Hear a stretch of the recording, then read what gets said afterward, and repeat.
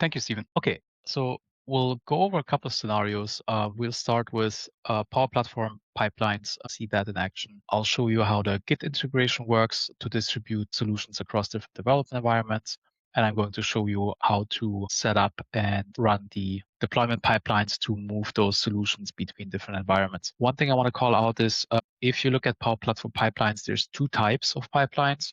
On the one side, we have platform-hosted pipelines, which are also called personal pipelines. These are run on the Microsoft tenant. And then on the other side, we have custom-hosted pipelines. These are pipelines which you provision in a Power Platform environment of your choice. And those are usually the recommended ones because they give you more admin control and governance. Like, for example, you have the ability to add additional stages, approvals, and so on and so forth.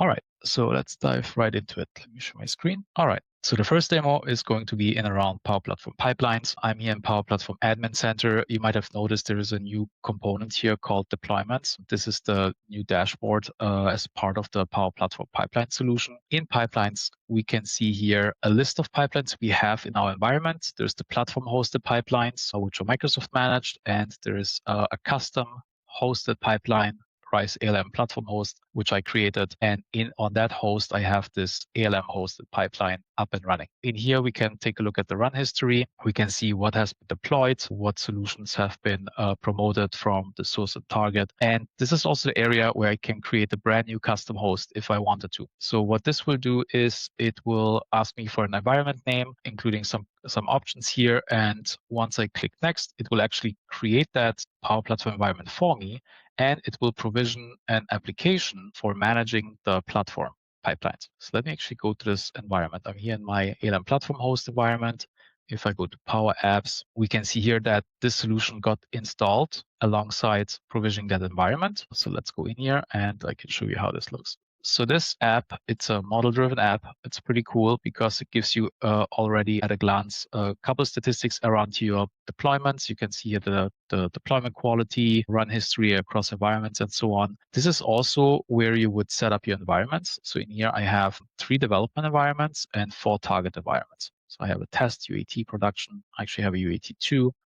And these 3 development environments are governed by my Power Platform hosted pipeline. And in the pipelines, I have only one pipeline. I can have multiple ones, but the pipeline is basically defining what can happen with the environments within that environment. So we can see here that I have 3 development environments linked. These are the environments which are able to use the pipeline to deploy solutions across the stages which are defined below. So I can have one pipeline which maybe promotes environments from A to B, and another pipeline B to C or C to D. We can also see the run history here, which is pretty nice. So we have full visibility of what has or is happening.